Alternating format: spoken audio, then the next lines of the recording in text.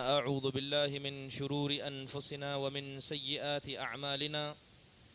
من يهده الله فلا مضل له ومن يضلله فلا هادي له وأشهد أن لا إله إلا الله وحده لا شريك له وأشهد أن محمدا عبده ورسوله أما بعد فإن خير الحديث كتاب الله وخير الهدي هدي محمد صلى الله عليه وسلم وشر الأمور محدثاتها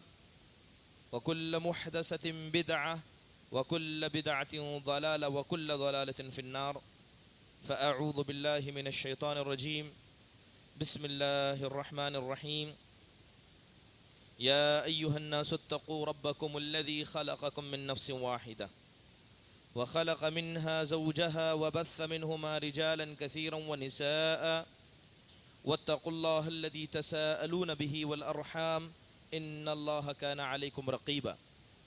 يا أيها الذين آمنوا اتقوا الله حق تقاته ولا تموتن إلا وأنتم مسلمون يا أيها الذين آمنوا اتقوا الله وقولوا قولا سديدا يصلح لكم أعمالكم ويغفر لكم ذنوبكم ومن يطع الله ورسوله فقد فاز فوزا عظيما وقال الله سبحانه وتعالى إن الشيطان لكم عدوا فاتخذوه عدوا إنما يدعو حزبه ليكونوا من أصحاب السعير. تمام قسم کی حمد و ثنا، بڑائی، کبریائی، تعریف و توصیف اس اللہ وحدہ لا شریک کے لیے لائق و زیبا ہے جس نے ساری کائنات کو عدم سے وجود بخشا، اور درود نازل ہو تمام انبیاء علیہم الصلاۃ والسلام پر جنہیں اللہ تبارک و تعالیٰ نے اپنی قوموں تک ہادی اور رہبر بنا کر بھیجا، خصوصاً ہمارے اور آپ کے آخر نبی جناب محمد الرسول اللہ صلی اللہ علیہ وسلم پر، جنہیں اللہ سبحانہ و تعالیٰ نے ایک ایسی شریعت عطا کی جو شریعت رات کی تاریکی میں بھی دن کی طرح واضح اور روشن ہے. برادران اسلام، یقیناً اللہ سبحانہ و تعالیٰ نے جب ہم انسانوں کی تخلیق کی، ہمیں پیدا کیا، تو ہمارے پیدائش کے ساتھ ہماری زندگی کو چند مرحلوں میں بانٹ دیا. ایک بچپن کا مرحلہ، ایک جوانی کا مرحلہ اور ایک بڑھاپے کا مرحلہ. یہ اللہ تبارک و تعالیٰ کی نشانیوں میں سے ہے کہ اللہ ہمیں پیدا اس حالت میں کرتا ہے کہ ہم کمزور ہوتے ہیں، اور یہ کمزور جسم جو دوسروں کا محتاج ہے، دوسروں کی تربیت اور عنایت کا محتاج ہے، یہ دھیرے دھیرے اللہ کے فضل و کرم سے پروان چڑھنے لگتا ہے، اس لائق ہو جاتا ہے کہ یہ دوسروں کو سہارا دے سکے. پھر اس کے بعد وہی حالت لوٹ آتی ہے کہ وہ دوسروں کے سہارے کا محتاج بن جاتا ہے. اللہ تبارک و تعالیٰ کا یہ حکمت ہے کہ اللہ تبارک و تعالیٰ نے ہمیں ایسا پیدا کیا. انسان کی زندگی کے جو بھی مرحلے ہوں، ہر مرحلے کی ایک خاصیت ہے، اس کے اسلام کے اندر بیان کیے گئے احکام ہیں. لیکن زندگی کے اندر ایک ایسا مرحلہ ہوتا ہے جسے ہم اور آپ جوانی کا مرحلہ کہتے ہیں. یہ مرحلہ ایسا ہے جس کے اندر سب سے زیادہ انسان کے جسم میں طاقت ہوتی ہے، سوچنے سمجھنے اور کاموں کو کر گزرنے کی صلاحیت ہوتی ہے. اور اسی جوانی کے مرحلے کے بارے میں اللہ اور اس کے رسول نے ہمیں بہت ساری تعلیمات دیں. اور جب ہم اپنے معاشرے پر ایک طائرانہ نظر ڈالتے ہیں تو ہمیں بخوبی یہ چیز سمجھ میں آ جاتی ہے کہ آج ہمارے نوجوانوں کا کیا حال ہے، کہ وہ نوجوان جو اسلام کو مدد پہنچانی، اسلام کو پھیلانے کے لیے اپنی جوانی کا استعمال جنہیں کرنا چاہیے تھا، انہوں نے اپنی جوانی کو شیطان کے راستے میں برباد کر دیا. اس کے بہت سارے وجوہات ہو سکتے ہیں. برادران اسلام، جہاں تک بات شیطان کی ہے، شیطان انسان کو تکلیف پہنچانا چاہتا ہے، اور یہ شیطان انسان کو تکلیف پہنچانے کی شروعات اس وقت سے کرتا ہے جیسے ہی انسان اپنی ماں کی پیٹ سے نکلتا ہے. آپ اور ہم جانتے ہیں کہ جب ایک بچہ پیدا ہوتا ہے تو وہ معصومیت کی مثال ہوتا ہے، اسے دنیا کی کسی چیز سے نہیں پتہ، دنیا کی چیزوں سے بے پناہ ہوتا ہے، اور وہ اتنا معصوم ہوتا ہے کہ اللہ اور اس کے رسول نے اس کے رحم کو، اس کی محبت کو ماں باپ کے دلوں میں گھر کر دیا، ماں باپ کے دلوں میں بھر دیا۔ یہ معصوم بچہ جو گناہوں سے پاک ہے، ہر اعتبار سے پاک ستھرا ہے، شیطان اسے بھی نہیں بخشتا اور پیدا ہونے کے بعد اسے بھی تکلیف پہنچاتا ہے، یہاں تک کہ وہ بچہ رونے لگ جاتا ہے۔ تو آپ تصور کر سکتے ہیں کہ ایک معصوم بچہ جو ابھی ابھی جس نے اپنی آنکھوں کو اس دنیا میں کھولا ہے، شیطان اسے نہیں بخشتا، تو وہ نوجوان جو اپنی جسم کے اندر طاقت کو، قوت کو اور فیصلہ کرنے کی صلاحیت کو رکھتا ہے، شیطان اسے کیسے بخش سکتا ہے؟ اس لیے اللہ تبارک و تعالیٰ نے شیطان کے بارے میں قرآن مجید میں فرمایا کہ ان الشیطان لکم عدوا، کہ شیطان تمہارا دشمن ہے، فاتخذوہ عدوا، جب یہ تمہارا دشمن ہے تو اس کے ساتھ دشمنی جتاؤ، اس کے ساتھ دشمنی کر کے دکھاؤ، اس لیے کہ انما یدعو حزبہ لیکون من اصحاب السعیر، کہ شیطان اکیلا نہیں ہے، شیطان اپنی لاؤ اور لشکر کے ساتھ تم پر حملہ کرتا ہے، اور یہ سب مل کر یہ کوشش کرتے ہیں کہ تمہیں جہنمی بنا دیں۔ برادران اسلام، دوسری جگہ اللہ تبارک و تعالیٰ نے اسی شیطان کی روش سے بچنے کے بارے میں فرمایا کہ وَلَا تَتَّبِعُوا خُطُوَاتِ الشَّيْطَانِ إِنَّهُ لَكُمْ عَدُوٌّ مُبِينٌ، کہ تم شیطان کے راستے پر مت چلو کیونکہ وہ تمہارا کھلا ہوا دشمن ہے۔ اللہ تبارک و تعالیٰ نے شیطان کی اس دشمنی کا ذکر کرتے ہوئے فرمایا کہ شیطان نے دشمنی سب سے پہلے تمہارے باپ کے ساتھ جتائی، وہ باپ جسے اللہ تبارک و تعالیٰ نے اپنے ہاتھوں سے پیدا کیا، جن کا پہلا گھر جنت بنایا اور جنت میں چھوڑا، تو شیطان نے حضرت آدم کو گمراہ کرنے کے لیے ہر طرح کی محنت کی۔ اللہ فرماتا ہے کما اخرج ابویکم من الجنہ، کہ وہ تمہارے باپ جنہیں اللہ نے پہلا گھر بطور جنت عطا کیا تھا، شیطان نے ان کو وہاں سے بھی نکال دیا۔ تو لہذا یہ شیطان کی دشمنی ہمارے ساتھ کوئی نئی نہیں ہے، بلکہ یہ اس وقت سے ہے جس وقت سے اللہ تبارک و تعالیٰ نے اس روئے زمین کے پہلے انسان حضرت آدم کو اس دنیا میں برپا کیا تھا۔ شیطان چاہتا کیا ہے؟ شیطان چاہتا کیا ہے؟ اللہ تبارک و تعالیٰ فرماتے ہیں انما یأمرکم بالسوء والفحشاء، شیطان تمہیں برائی کا حکم دیتا ہے، فحش کاموں کا حکم دیتا ہے، وَأَن تَقُولُوا عَلَى اللَّهِ مَا لَا تَعْلَمُونَ، اور شیطان تمہیں حکم دیتا ہے کہ جو باتیں اللہ نے نہیں کہی ہیں ان باتوں کو اللہ کی طرف منسوب کر کے تم یہ کہو کہ یہ اللہ نے کہا، جھوٹی باتیں اللہ پر گڑ جاؤ، یہ شیطان چاہتا ہے۔ برادران اسلام، یہ شیطان کی دشمنی ہمارے ساتھ ازلی اور ابدی ہے، اور جس جوانی کے مرحلے کا میں نے ذکر کیا تو خصوصی طور پر یہ جوانی کے دن ایسے ہوتے ہیں جس میں شیطان اور پوری طاقت اور قوت کے ساتھ ان پر حملہ کرتا ہے تاکہ یہ نوجوان اپنے راہ راہ سے ہٹک بھٹک جائیں، دور ہو جائیں اور شیطان کے نرغے میں پھنس جائیں۔ جہاں تک اس جوانی کے مرحلے کی ہم گفتگو کریں تو جوانی کی بہت ساری فضیلتیں شریعت اسلامیہ کے اندر بیان کی گئی، کیونکہ اس عمر میں جب اللہ طاقت دیتا ہے تو اسی طاقت کے اعتبار سے اللہ سوال بھی کرتا ہے۔ حضرت امام ابن عباس رضی اللہ عنہ بیان کرتے ہیں کہ ما بعث اللہ نبیا الا وهو شاب ولا اوتی العلم الا وهو شاب۔ ابن عباس رضی اللہ عنہ فرماتے ہیں کہ اللہ نے جس نبی کو بھی اس روئے زمین میں مبعوث کیا تو اللہ نے جوانی کی حالت میں انہیں مبعوث کیا، اور اللہ نے جسے بھی دین کا پختہ علم دیا وہ اس جوانی کے مرحلے میں دیا، یہاں تک کہ اسی جوانی کے مرحلے میں لوگوں نے علم کو حاصل کر کے پوری دنیا اور آخرت کو فتح کر لیا۔ قرآن میں اللہ تبارک و تعالیٰ فرماتا ہے، حضرت ابن عباس کہتے ہیں اگر تم کو چاہنا ہے، پتہ کرنا ہے تو قرآن کی آیتیں پڑھو جس کے اندر اللہ فرماتا ہے کہ قالوا سمعنا فتن، کہ ہم نے ایک نوجوان کے بارے میں سنا، وہ نوجوان حضرت ابراہیم تھے جنہوں نے اسی جوانی میں علم حاصل کیا اور اپنی قوم کو صحیح راستے پر لانے کے لیے نکل پڑے۔ اور وَإِذْ قَالَ مُوسَىٰ لِفَتَىٰ، کہ جب حضرت موسیٰ نے اس نوجوان سے کہا جس کو وہ اپنے ساتھ لائے تھے، إِنَّهُمْ فِتْيَةٌ آمَنُوا بِرَبِّهِمْ وَزِدْنَاهُمْ هُدًى، اور یہ کہف والے جو ظلم سے بچتے ہوئے اپنی توحید کو بچاتے ہوئے اس بادشاہ سے بھاگ کر آئے تھے اور جا کر غار میں پناہ لیے تھے، وہ بھی نوجوان تھے۔ تو ابن عباس رضی اللہ عنہ فرماتے ہیں کہ جوانی کی حالت میں ہی اللہ تعالیٰ نے نبیوں کو بھیجا، جوانی کی حالت میں ہی انہیں علم فرمایا، اور اللہ تعالیٰ نے بہت سارے نوجوانوں کا ذکر بھی قرآن مجید میں کیا ہے۔ برادران اسلام، جہاں تک جوانی کی اہمیت ہے، یقیناً امام احمد رحمہ اللہ نے اپنی کتاب کے اندر ایک بڑی پیاری حدیث نقل کی ہے۔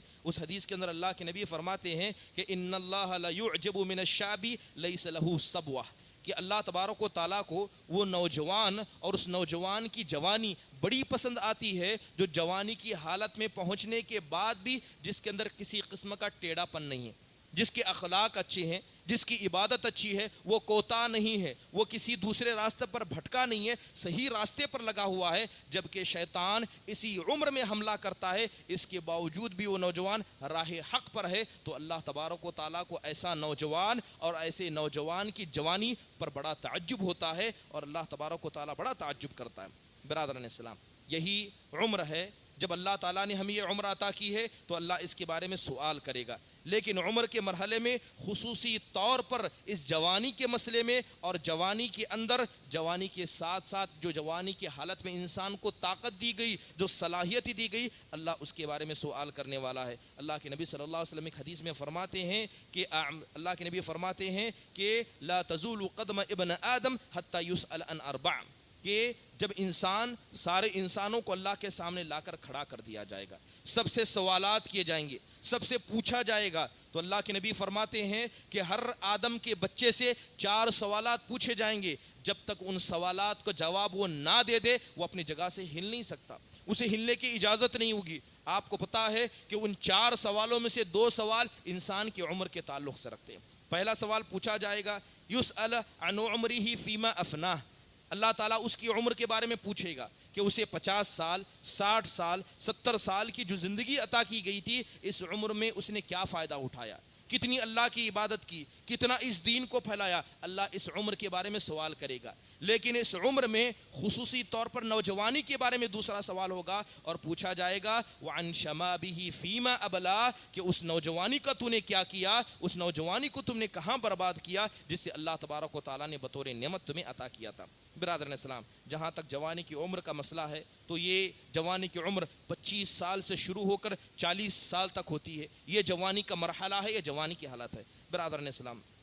یقیناً یہ جوانی اللہ تبارک و تعالیٰ کی بہت بڑی نعمتوں میں سے ہے۔ اللہ کے نبی فرماتے ہیں کہ اغتنم خمسا قبل خمس، کہ 5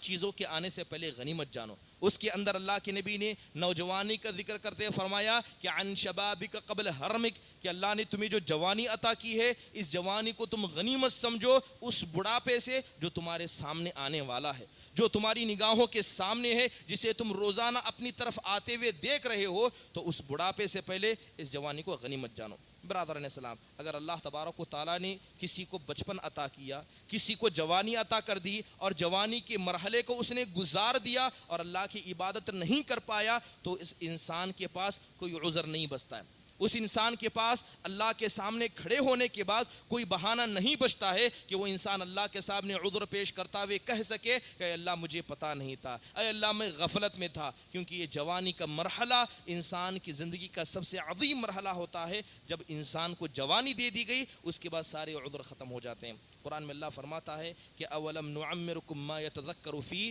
اے انسانو کیا تمہیں ہم نے اتنی عمر عطا نہیں کی تھی جس عمر کو تم اپنے زندگی میں گزار کر اللہ تبارک و تعالیٰ کی ہدایت پر عمل کر سکو۔ لہذا اگر اللہ تعالیٰ کی دی ہوئی عمر کا اگر کوئی فائدہ نہیں اٹھاتا ہے تو یقیناً ایسا انسان گمراہی کو اپنے سر پر لا کر لاد دیتا ہے۔ برادران اسلام، جہاں تک آج کل ہم ان نوجوانوں کی گفتگو کریں جن کے اخلاق بگڑ گئے ہیں، جن کے اخلاق کے اندر بہت سارا فساد مچ گیا ہے، آج جو فساد ہے اسے ہم اور آپ دیکھتے ہیں کہ ہمارے نوجوانوں کے اندر کس قسم کی بہرا روی پائی جاتی ہے، نمازوں سے دوری، اسلام سے بیزارگی اور اسلامی احکام یا اسلام پر عمل کرنے والوں سے دوری، دنیا کی طرف لالچ اور اسی طرح دنیا کمانے میں لگ جانا، اور اسی طرح مغربی تہذیب کے پیچھے لگ کر اپنی اسلامی تعلیمات کو حقیر سمجھنا، یہ ہمارے نوجوانوں کے اندر دھیرے دھیرے سرایت کر چکی ہے اور اس کی آثار واضح طور پر دیکھے جا سکتے ہیں۔ برادران اسلام، سب سے پہلا سوال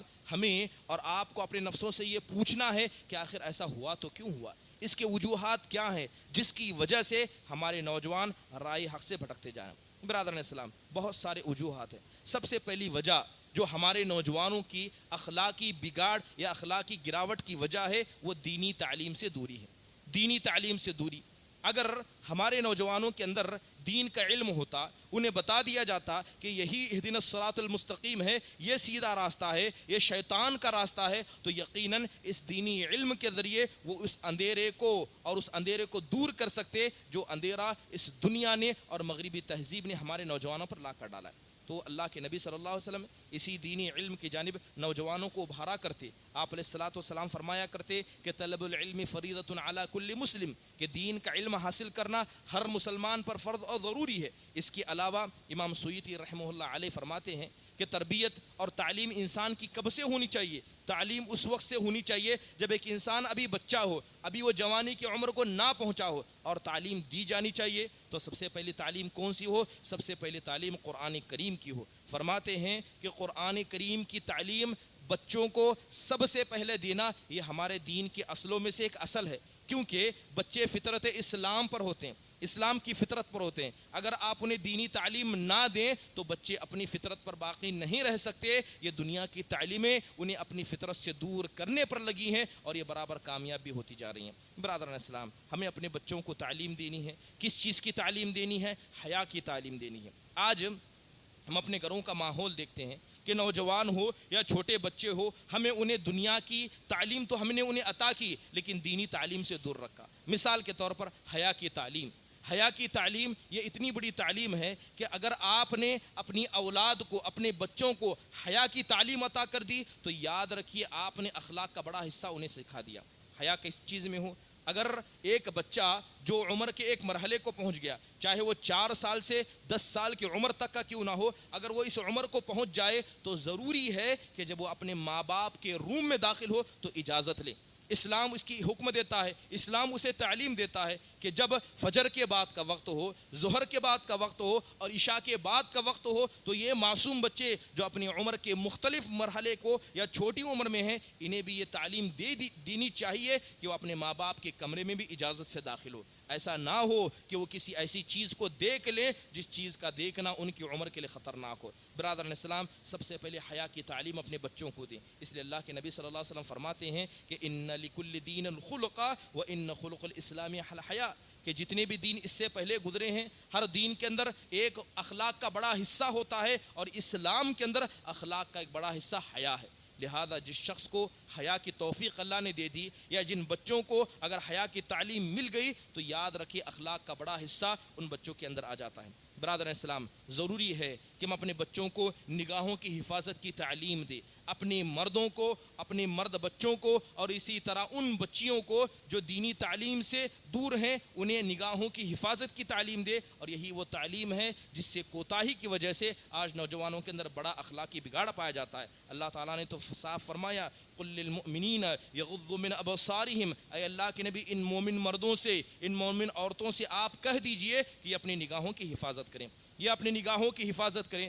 خواتین کو حکم دیتے ہوئے فرمایا گیا کہ وقرنا فی بیوتکن ولا تبرجن تبرج الجاہلیۃ الاولی، ان خواتین سے کہیں کہ یہ اپنے گھروں کے اندر رہنا سیکھ لیں، اپنے گھروں کے اندر اپنی زندگی گزار لیں، اور جس طرح جاہلیت کے وقت میں خواتین بے پردگی کا، اپنی زینت کا اظہار لوگوں کے سامنے کرتی تھی، اس طرح یہ نہ کریں۔ نکاحوں میں جلدی کرنا، بچے کی عمر ہو جاتی ہے 22 سال 20 سال کا لڑکا ہو جاتا ہے، نگاہوں کی حفاظت کرتا ہے، لیکن یہ مرحلہ، یہ جوانی اسے بہت ساری خواہشات کو پیدا کر دیتی ہے۔ آج ہم اپنے معاشرے میں دیکھتے ہیں کہ شادی کرنے میں تاخیر کرنا ہمارے یہاں عام سی بات بن گئی ہے۔ خصوصی طور پر چلیے ہمارے اس شہر رائے درگ کی بات کرتے ہیں، دیکھیں کہ نوجوانوں کی کتنی عمر ہو جاتی ہے اور ہمارے یہاں شادی کی جاتی ہے۔ 30 سال میں شادی کرنا عام سی بات ہے، جبکہ اسلام تو کہتا ہے کہ جب ایک بچہ جوان یا بچی بالغ ہو جاتی ہے تو ملاقات کی شہوت یا ملاقات کی امیدیں ان کے اندر جگنے لگتی ہیں، اور یہ نکاح ایک بہترین راستہ ہے جو ان طریقوں کو اپنایا جا سکے یا اسے صحیح راستہ دکھایا جا سکے۔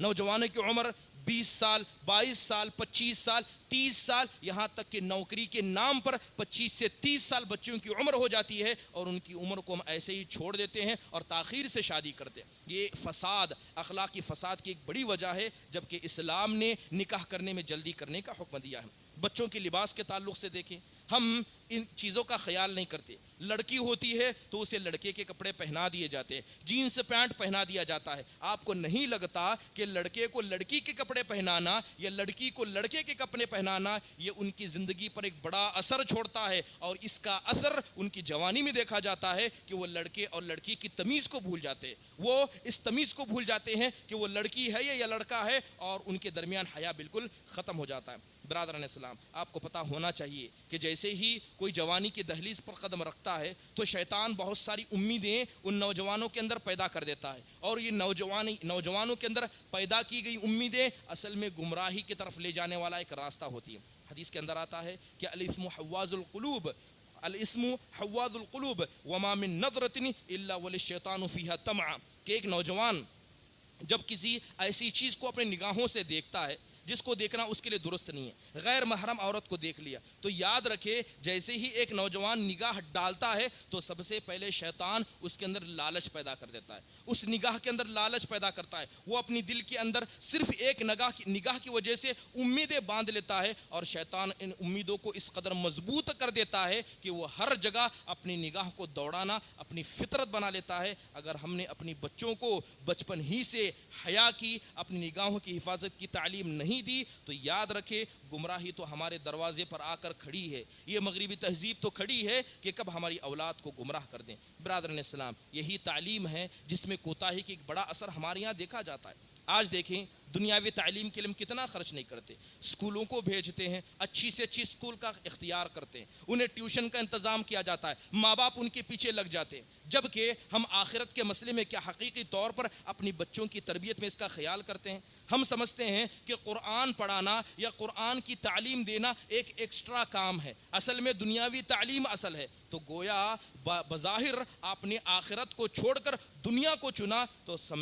بتا لیجئے کہ اگر آپ نے بچوں کو بچپن سے ہی دنیا کی تعلیم دی تو جوان ہو کر کیسے دین پرست بنیں گے, کیسے ان کے اندر دین کا جذبہ یا دین کے تعلق سے محبت پیدا ہوگی, جبکہ آپ نے ان کی تربیت دنیاوی طرز پر کی ہے. دوسری بڑی کوتاہی جس کی وجہ سے ہمارے نوجوانوں کے اندر گمراہی پائی جاتی ہے اور اخلاق کا بگاڑ پایا جاتا ہے, وہ تربیت کی کوتاہی ہے کہ ہم اپنے اولاد کو آج کل تعلیم تو دیتے ہیں لیکن تربیت سے ہمیں انہیں دور رکھتے ہیں. تربیت کس چیز کی ہونی چاہیے؟ اللہ کے نبی صلی اللہ علیہ وسلم نے سب سے پہلی تربیت جس چیز کا حکم اپنے بچوں کو دینے کا حکم والدین کو دیا ہے وہ نماز کا ہے. اللہ تعالیٰ فرماتا ہے وَأْمُرْ أَهْلَكَ بِالصَّلَاةِ وَاسْتَبِرْ عَلَيْهَا, کہ آپ اپنے بچوں کو نماز کا حکم دیجئے, اپنے اہل خانہ کو نماز کا حکم دیجئے اور اس پر جمے رہیے. نماز کا حکم آپ نے دے دیا, اس کا مطالبہ کیجئے, اپنے گھر والوں کا مطالبہ کیجئے اور اپنے آل و اولاد کی نماز کا مطالعہ کیجئے کہ وہ دیکھیں کہ وہ نماز پڑھتے ہیں کہ نہیں پڑھتے ہیں. برادران اسلام, اور دوسری چیز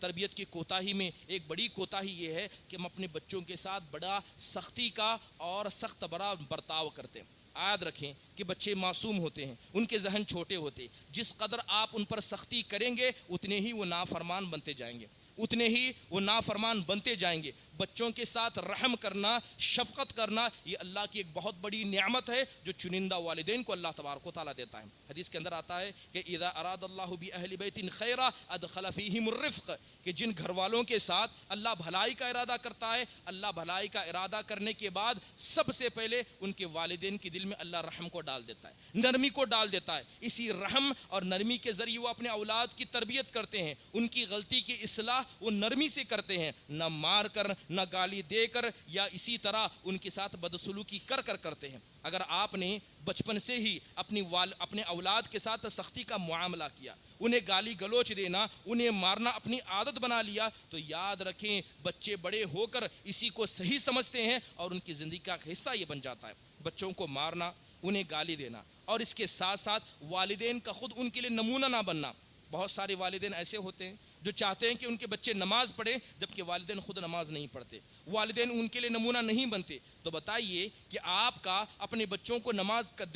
پڑھنے کا حکم دینا اور خود نماز میں پیچھے رہنا, یہ کہاں کی تربیت ہے؟ اللہ تبارک و تعالیٰ نے نبی صلی اللہ علیہ وسلم کو ہمارے لیے نمونہ بنایا کیونکہ اللہ کے نبی عمل کے میدان میں سب سے آگے تھے. لہذا اگر آپ چاہتے ہیں کہ آپ کی اولاد نماز پڑھے, فجر کی نماز کا اہتمام کرے, آپ کی اولاد سچا گفتگو کرے, آپ کے اولاد کے اندر اگر امانت آئے تو یہ سارے صفات کو پہلے آپ خود اختیار کریں اور اپنے بچوں کے سامنے آپ خود نمونہ بن کر دکھائیں، یقیناً یہ تربیت اس وقت فائدہ دے گی۔ آج کل ہم جو تربیت کا پہلو اختیار کرتے ہیں، اپنے بچوں کو پالنا یا انہیں پوسنا یا ان کے ساتھ جو تعامل ہے وہ دینی نہیں ہوتا ہے۔ اسی لیے سلف صالحین میں سے کسی سے پوچھا گیا کہ یہ بتائیے کہ ہم اپنے بچوں کی تربیت کریں تو کیسے کریں؟ تو بڑے پیارے انداز سے سلف صالحین میں سے کسی نے کہا تھا کہ لاعب ابنک سبعا، کہ شروع کے 7 سال جب سے بچہ پیدا ہو جائے اور 7 سال کی عمر کو نہ پہنچ جائے، اس وقت بچے کے ساتھ تم کھیلو، بچے کے ساتھ ہنسی مذاق کرو، اسے خوب کھلاؤ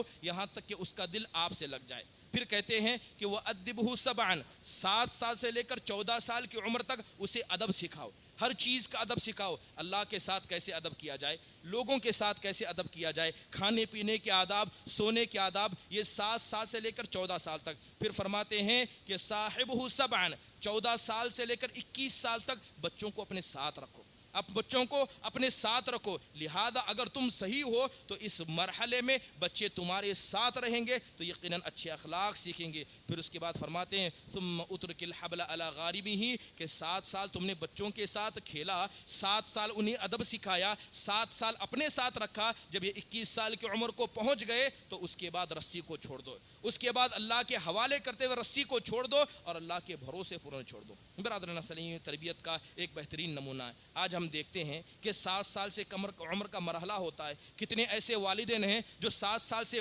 کم کی عمر کے بچوں کے ساتھ کھیلتے ہیں، انہیں اپنے کام میں مشغولیت نظر آتی ہے، انہیں باہر کے کام میں مشغولیت نظر آتی ہے۔ کتنے لوگ ہیں جو اپنے بچوں کو باہر لے کر ساتھ میں گھومتے، ان کے ساتھ کھیلتے ہیں یا انہیں کھلاتے ہیں۔ سلف صالحین فرمایا کرتے کہ شروع کے 7 سال ان کے ساتھ اتنا کھیلو، انہیں اتنا کھلاؤ کہ ان کا دل تم سے اس قدر لگ جائے کہ تمہاری ہر بات ماننے کے لیے تیار ہو جائیں۔ اس کے بعد بقیہ 7 سال ادب سکھائیں، انہیں ادب سکھائیں۔ اس کے بعد آخری جو 7 سال ہیں، جو 14 سے لے کے 21 سال کا مرحلہ ہے، اس میں بچوں کو ساتھ رکھنے کا حکم دیا جاتا ہے، اور یہی وہ وقت ہے کہ جس مرحلے میں سب سے زیادہ ماں باپ اپنے بچوں سے دور ہو جاتے ہیں۔ بچہ 14 سال کا ہو گیا، لڑکی 14 سال کی ہو گئی تو لہذا اس کا الگ کمرہ کر دیا جاتا ہے، اس کے دوست الگ کر دیے جاتے ہیں، اور والدین کے ساتھ پھرنا نہ بچے پسند کرتے ہیں اور نہ والدین بچوں کو اس وقت اپنا ساتھ رکھنا پسند کرتے ہیں، جبکہ یہی وہ مرحلہ ہے جس کے اندر بچے اپنے غلط ساتھیوں کی وجہ سے غلط صحبتیں اختیار کرتے ہیں، غلط عادتیں اپنے اندر پیدا کرتے ہیں۔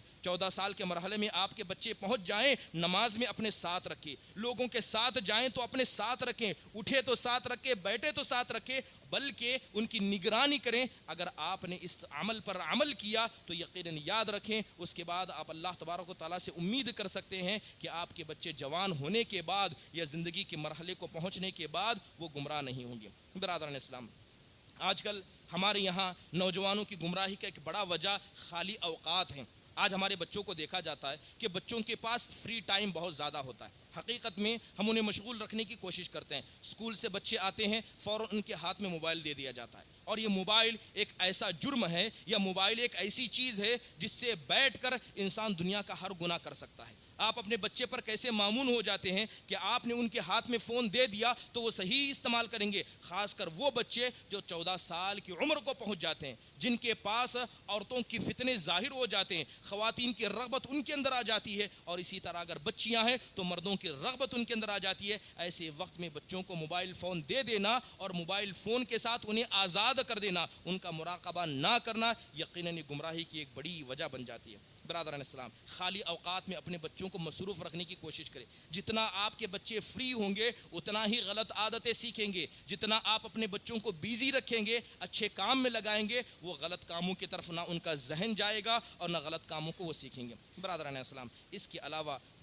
ایک بڑا مسئلہ جو ہمارے نوجوانوں کے ساتھ ہے کہ ہمارے نوجوان نے اپنی زندگی کے مقصد کو بھلا دیا کہ اللہ نے ہمیں کیوں پیدا کیا، کہ اللہ نے ہمیں اس لیے پیدا کیا ہے کہ ہم اپنے جسموں کو سنواریں، کہ اللہ نے ہمیں اس لیے پیدا کیا ہے کہ ہم خوب کمائیں، زمین خریدیں، گاڑی لیں اور اسی طرح زندگی کو اچھا کرنے کی کوشش کریں، کہ اللہ تبارک و تعالیٰ نے ہماری جوانی کو اسی لیے پیدا کیا، اللہ نے ہمیں جوانی عطا اس لیے کی ہے تاکہ جو بچپن میں ہم عبادت نہیں کر سکے، جو بڑھاپے میں عبادت نہیں کر پائیں گے، اس جوانی میں اس عبادت کو کر پائیں۔ تو اللہ تبارک و تعالیٰ نے اس مقصد کے خاطر ہمیں جوانی دی ہے، جبکہ ہم نے یا ہمارے نوجوانوں نے زندگی کے ایک مقصد کو بھلا دیا ہے۔ تو ضروری ہے کہ ہم اپنے نوجوانوں کو ان کی زندگی کا، ان کی جوانی کا مقصد یاد دلائیں۔ حدیث کے اندر آتا ہے، اللہ کے نبی فرماتے ہیں کہ شاب نشا فی طاعت اللہ، کہ قیامت کے دن 7 قسم کے ایسے خوش نصیب ہوں گے جنہیں اللہ اپنے عرش کے سائے میں جگہ دے گا۔ ان میں سے ایک نوجوان ایسا ہوگا جس نے اپنی جوانی کو اللہ کی اطاعت میں گزارا ہوگا۔ برادران اسلام، اللہ کے نبی صلی اللہ علیہ وسلم فرماتے ہیں کہ مثل الذی یذکر ربہ والذی لا یذکر ربہ کمثل الحی والمیت، کہ وہ نوجوان جو اللہ کو یاد کرتا ہے اور جو اللہ کو یاد نہیں کرتا ہے، ان دونوں کی مثال زندہ اور مردے کی جیسا ہے۔ گویا اگر وہ سانس لیتا ہے لیکن اللہ کو یاد نہیں کرتا ہے تو اللہ کے نزدیک وہ مردے کے برابر ہے، اور وہ نوجوان جو اپنی جوانی میں اللہ کو یاد کرتا، اللہ کی عبادت کرتا ہے، حقیقی طور پر وہ اللہ تبارک و تعالیٰ کے نزدیک زندہ ہوتا ہے۔ برادران اسلام، آج یہ جو دین اسلام ہے ہمارے نوجوانوں کے لیے اجنبی بن گیا ہے۔ آج ماحول دیکھا جاتا ہے کہ چھوٹے موٹے پروگرام رکھے جاتے ہیں، دینی تدریس رکھی جاتی ہے، تو سب سے زیادہ جو لوگ کم ہوتے ہیں وہ ہمارے نوجوان ہوتے ہیں۔ سب سے زیادہ دینی پروگرام میں ہمارے نوجوان کم ہوتے ہیں۔ آج ہمارے نوجوانوں کے اندر یہ تصور آ گیا ہے کہ اب ہمیں مزید تعلیم کی ضرورت نہیں ہے، اب ہمیں اور سننے کی ضرورت نہیں ہے، اب ہم اتنے ایمان کے پختہ ہیں کہ جو کر رہے ہیں صحیح کر رہے ہیں۔ صحابہ کرام بڑھاپے کی عمر کو پہنچ گئے، ان کا مرحلہ یہ تھا کہ انتقال سے آخری وقت بھی آ جاتا، وہ علم حاصل کرنے کے لیے لگے رہتے، وہ جذبہ، وہ ان کے اندر عمل کرنے کی طاقت ہوا کرتی۔ اور آج ہمارے نوجوانوں کا مسئلہ ہے کہ انہوں نے اپنے آپ کو دین سے بیزار کر دیا۔ نہ ہمیں اور خطبے سننے کی ضرورت ہے، نہ اور پروگرام میں ہمیں شریک ہونے کی ضرورت ہے، بلکہ وہ آزاد ہیں، انہیں کوئی نہ سنائے نہ وہ کس سے سننا پسند کرتے ہیں۔ اس طرح کا مزاج ہمارے نوجوانوں نے بنا لیا ہے، بلکہ عمل کرنے کی چاہت انسان کو اس قدر ہونی چاہیے۔ امام ترمذی رحمہ اللہ نے ایک حدیث کو نقل کیا ہے، اللہ کے نبی صلی اللہ علیہ وسلم فرماتے ہیں کہ اگر تم سامنے سے قیامت کو آتے ہوئے دیکھ لو، پتا چل گیا کہ سامنے سے ایک زلزلہ آ رہا ہے، تمہیں ہلاک و برباد کر دے گا، اب تمہارے پاس تھوڑا وقت بچا ہے، اتنا وقت بچا ہے کہ ایک درخت کو لے کر زمین میں گاڑ سکتے ہو، ایک درخت کو اگا سکتے ہو، تو اتنا انتظار موت کے آنے کا نہ کرو، بلکہ اتنے مختصر وقت میں بھی عمل کرو۔ یہ اسلام حکم دیتا ہے۔ ہم کس چیز کا انتظار کرتے ہیں؟ انتظار کرتے ہیں بیماری کا جو ہماری جوانی کو ختم کر دے، انتظار کرتے ہیں اس موت کا جس موت نے ہمیں بتا دیا کہ موت کے لیے کوئی عمر نہیں ہوتی ہے۔ آج بہت سارے نوجوان ہیں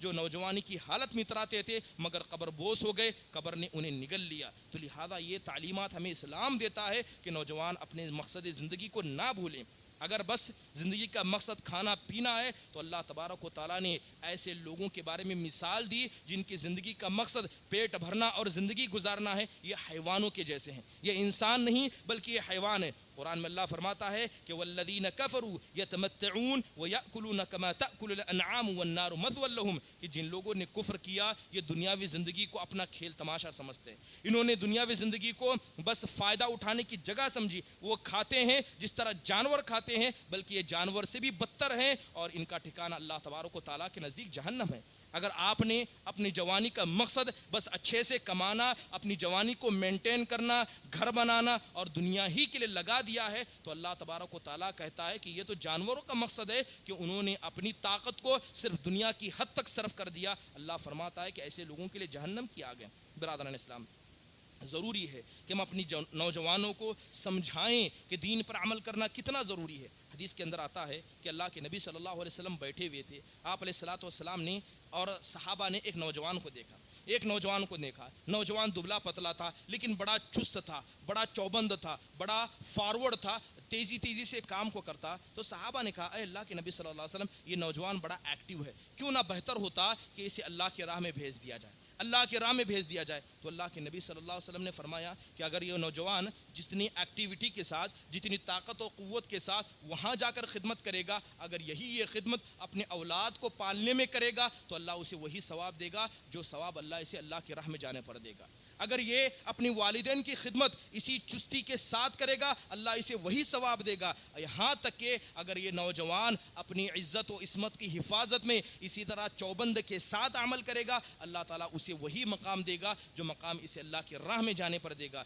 لیکن اگر کسی شخص نے اپنی جوانی کو اترانے کے لیے، اگر اپنی جوانی کو فخر کرنے کے لیے استعمال کیا تو یہ شیطان کا راستہ ہے۔ برادران اسلام، ہمارے نوجوانوں کی گمراہی کی ایک بڑی وجہ مغربی تہذیب ہے۔ آج مغربی تہذیب نے ہمارے نوجوانوں کو ہر اعتبار سے برباد کر دیا۔ لباس کو دیکھیں، کتنے لوگ ایسے ہیں جو اسلامی لباس کو اختیار کرتے ہیں۔ آپ جانتے ہیں کہ یہ ٹوپی پہننا ہمارا شعار ہے، ہمارے دین کا حصہ ہے۔ کتنے نوجوان ہیں جنہیں ہفتہ ہفتہ توفیق نصیب نہیں ہوتی کہ وہ اپنے سر پر ٹوپی رکھ سکیں، نہ نمازوں میں نہ نمازوں کے باہر۔ وہ سمجھتے ہیں کہ ایک زائد عمل ہے، کیونکہ اسلام کی بیزاری تھوڑی تھوڑی کر کے لوگوں میں دیکھی جا سکتی ہے۔ اس کے علاوہ لباس پہننا، اسلامی لباس کو کتنے لوگ پسند کرتے ہیں۔ یہی وجہ ہے کہ اللہ کے نبی صلی اللہ علیہ وسلم نے ایک حدیث میں واضح طور پر فرمایا تھا، لَتَتَّبِعُنَّ سُنَنَ مَنْ كَانَ قَبْلَكُمْ، کہ اس سے پہلی جو امتیں گزری ہیں جس طرح وہ گمراہی کے راستے پر چلے تھے، بالشت بالشت تم بھی اسی طرح چلو گے، تم بھی اسی طرح چلو گے۔ آج ہم چاہتے ہیں کہ ہمارا جسم اچھا رہے، ہمارا لباس اچھا رہے، ہماری ٹوپی اچھی رہے، ہمارے چہرے پر داغ دھبے نہ ہو۔ ہم یہ ساری کوششیں کرتے ہیں اپنے جسم کو سنوارنے کی، لیکن اس دل کو سنوارنے کی کوشش نہیں کرتے جس دل کے اندر تقویٰ ہوتا ہے، جس دل کے اندر طہارت ہوتی ہے۔ لہذا جسم کو سنوارنے سے زیادہ بہتر ہے کہ آپ اپنے دل کو سنوارنے کی کوشش کریں۔ شاعر کہتا ہے کہ یا خادم الجسمی کم تشقى بخدمتی ہے، اے جسم کی خدمت کرنے والے، اے جسم کی خدمت کرنے والے، اپنی جسم کی خدمت میں تو کتنا بیزار ہے، کتنی تو محنت کرتا ہے۔ اس بات کو سن لے کہ انت بالقلب لا بالجسم انسانو، کہ اللہ کے نزدیک تو تیرے دل کی وجہ سے انسان ہے، نہ کہ جسم کی وجہ سے انسان ہے۔ اللہ تعالیٰ نے جسم تو حیوانوں کو بھی عطا کیا ہے۔ اگر حیوان بھی اپنے جسم کو سنوارے اور انسان بھی اپنے جسم کو سنوارنے میں لگ جائے تو انسان میں اور حیوان میں کوئی فرق نہیں ہے۔ فرق اللہ تبارک و تعالیٰ کے نزدیک انسان کا انسان ہونے میں اس لیے ہے جتنا تقویٰ اس کے دل میں ہے۔ یہ تقویٰ اسے حیوانیت کے درجے سے بلند کر کے انسان کے درجے پر لے جاتی ہے۔ برادران اسلام، اس کے علاوہ بہت ساری چیزیں ایسی ہیں، بہت ساری وجوہات ہیں جن کی وجہ سے ہمارے نوجوانوں کی یہاں گمراہی پائی جاتی ہے۔ ایک بڑی وجہ یہ سوشل میڈیا ہے۔ سوشل میڈیا نے ہمارے نوجوانوں کو گمراہ کرنے کے ہر راستے اختیار کرے۔ آج دیکھا جاتا ہے، ایک وقت ہوتا، آج سے کئی سال پہلے دیکھیں کہ انسان کو برائی کرنا ہوتا، انسان کو گناہ کرنا ہوتا، انہیں لوگوں سے الگ جانے کی ضرورت پڑتی کہ وہ لوگوں سے دور چلے جائیں، گھر سے دور چلے جائیں۔ آج برائی ہم میں سے ہر شخص کے جیب میں موجود ہے۔ آج برائی ہم میں سے ہر شخص کے پاس موجود ہے۔ وہ گھر میں بیٹھ کر، اپنے باپ کے سامنے بیٹھ کر، اپنی بیوی بچوں کے بیچ میں رہ کر وہ دنیا کی ہر برائی کر سکتا ہے۔ آج برائی ہم سے اتنی قریب ہو چکی ہے۔ لہذا یہ سوشل میڈیا جس نے ہمارے نوجوانوں کو برباد کرنے میں کوئی حصہ نہیں چھوڑا۔ اس کے علاوہ خواتین کا فتنہ کیا کم ہے؟ خواتین کا کیا فتنہ کم ہے؟ اللہ کے نبی صلی اللہ علیہ وسلم نے فرمایا تھا کہ ما ترکت بعدی فتنة اضر علی الرجال من النساء، کہ میں نے میرے بعد میری امت کے لوگوں کے لیے عورتوں سے بڑھ کر کوئی اور فتنہ نہیں چھوڑا۔ ایک عورت کی کمزوری مردوں کے لیے فتنہ ہے، یہاں تک کہ اگر آپ تصور کریں کہ وہ عورت جو جسمانی اعتبار سے ہم سے کمزور ہوتی ہے، اگر وہ مردوں کی طرح طاقتور ہوتی تو کوئی مرد اس پر ظلم کر پاتا؟ عورتوں کی خوبصورتی مردوں کے لیے فتنہ ہے، ان کا چلنا، ان کا بولنا یہ مردوں کے لیے فتنہ ہے۔ اور آج یہ خواتین کا فتنہ خاص کر بے پردگی کے مسئلے میں، بے پردگی وہ نہیں جنہیں ہم سڑکوں پر دیکھتے ہیں، بے پردگی وہ جنہیں ہم اپنے موبائلوں کے اندر دیکھتے ہیں، بے پردگی وہ جسے ہم سوشل میڈیا پر دیکھتے ہیں اور اس کو دیکھ کر ہم برا ہی نہیں سمجھتے۔ برادران اسلام، عورتوں کے مسئلے میں احتیاط کرنا ضروری ہے، اس لیے کہ دنیا کو اللہ تبارک و تعالیٰ نے ہمارے لیے مزین کر دیا اور دنیا کی چیزوں میں عورتوں کو مردوں کے لیے مزین کر دیا ہے۔ لہذا جو انسان عورتوں کے مسئلے میں چلا گیا، سمجھ لیجئے کہ آخرت کا بڑا حصہ اس کے مسئلے میں چلا گیا۔ لہذا ضروری ہے کہ اس مسئلے میں مرد احتیاط کرے۔ اس کے علاوہ غلط صحبت نے ہمارے نوجوانوں کو بگاڑنے میں بڑا رول ادا کیا ہے، اور گھروں کے اندر اس ٹی وی کا ہونا، موبائل فونوں کا غلط استعمال، یہ ساری چیزیں ہیں جس کی وجہ سے ہمارے نوجوانوں کے اندر اخلاقی بگاڑ پایا جاتا ہے۔ برادران اسلام، اگر ہم چاہتے ہیں کہ ہم ہمارے نوجوانوں کی حفاظت کریں، اچھے اخلاق ان کے اندر پیدا کریں، تو اس کی شروعات بچپن سے کرنی ہوگی۔ اگر ہم چاہیں کہ نوجوان بگڑ رہے ہیں اور نوجوانی میں ان کا خیال کیا جائے، ان کو صحیح کیا جائے، تو اس کا ہونا مشکل ہے، بلکہ نوجوانوں کی اصلاح کا جو کام ہے وہ بچپن سے شروع ہوتا ہے۔ اللہ تبارک و تعالیٰ سے دعا ہے کہ اللہ تبارک و تعالیٰ ہمارے نوجوانوں کی اصلاح فرمائے۔ جو اخلاقی بگاڑ ہمارے نوجوانوں کے اندر پایا جاتا ہے، اللہ اسے درست فرمائے۔ اللہ ہمارے نوجوانوں کو اللہ کی عبادت کرنے والا اور زندگی کے مقصد کو سمجھنے والا بنائے۔ آمین وآخر دعوانا الحمدللہ رب العالمین۔